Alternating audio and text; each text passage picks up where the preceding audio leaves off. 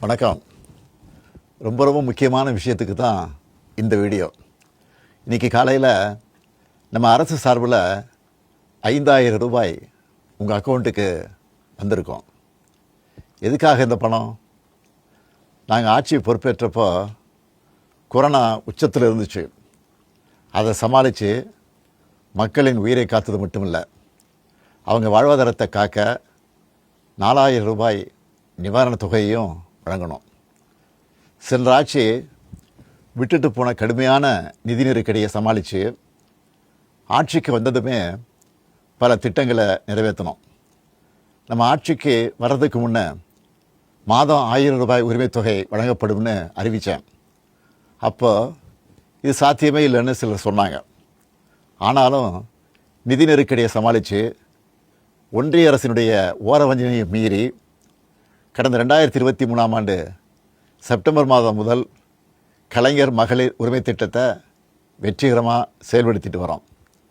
முதல்ல 1,13,00,000 மகளிருக்கு பயனளித்த இந்த திட்டம் அண்மையில் அது விரிவுபடுத்தப்பட்டு இப்போ 1,31,00,000 குடும்பத் தலைவிகள் பயன்பெற்று வராங்க.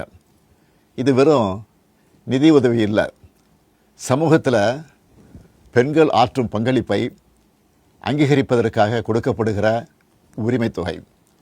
இந்த தொகையை வச்சு அன்றாட வீட்டு செலவுகள், குடும்பத்தில் ஏற்படும் மருத்துவ செலவுகள், குழந்தைகளுக்கான கல்வி செலவுகள் என பல அத்தியாவசிய செலவுகளை மகளிர் தாங்களே நிறைவு செய்ய இந்த திட்டம் வழிவகுத்துச்சு.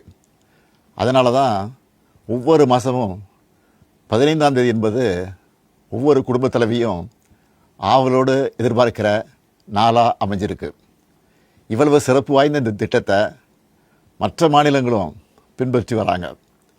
இந்த உரிமை தொகையை மேம்படுத்தணும்னு நாம் செயல்பட்டு வந்தால் அதுக்கு எதிராக டெல்லியில் இருக்கக்கூடிய ஒரு கூட்டமும், தமிழ்நாட்டில் அவங்களுக்கு அடிமையாக இருக்கக்கூடிய இன்னொரு கூட்டமும் எதிர்வரும் சட்டமன்ற தேர்தலை காரணம் காட்டி அடுத்த 3 மாதத்துக்கு இந்த மகளிர் உரிமை தொகையை நிறுத்த சூழ்ச்சி செய்கிறதா தகவல் வருது.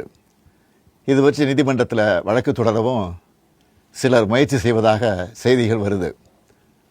1,31,00,000 மகளிர் உழைப்பை அங்கீகரிக்கிற இந்த திட்டத்தை 3 மாதம் நிறுத்தி வச்சா நீங்கள் எவ்வளவு சிரமங்களுக்கு ஆளாவீங்கன்னு உங்கள் வீட்டில் ஒருத்தனா இருக்கக்கூடிய எனக்கு நல்லா தெரியும். கடும் வெயிலில் வேலைக்கு போக கஷ்டமான கோடை காலத்தில் இந்த தொகை நிறுத்தப்பட்டால் உங்களுக்கு எவ்வளவு வலி ஏற்படும்னு என்னால் உணர முடியுது. உங்கள் மாதாந்திர செலவை எப்படி சமாளிப்பீங்க?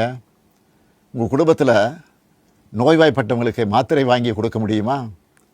குழந்தைகள் தேர்வு எழுதுகிற காலத்தில் அவங்களுக்கு உணவு கொடுப்பதிலிருந்து தேவையான கல்வி செலவுகளை செய்ய முடியுமா?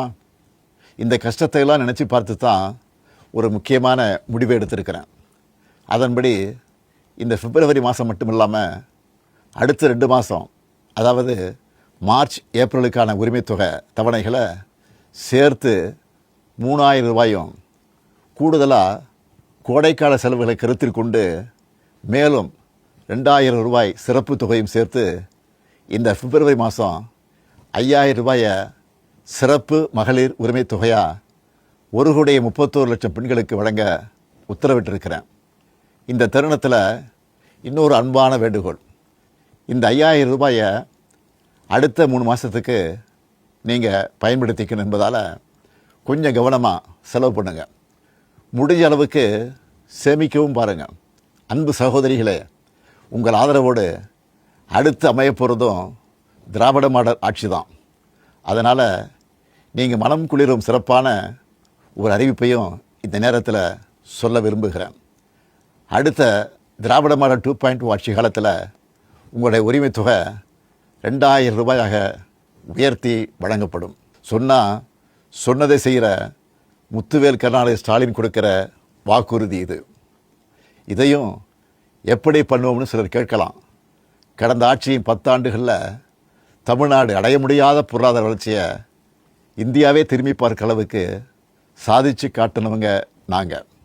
அதனால் எந்த தடை வந்தாலும் அதையெல்லாம் தாண்டி தமிழ்நாடே வெல்வோம் ஒன்றாக.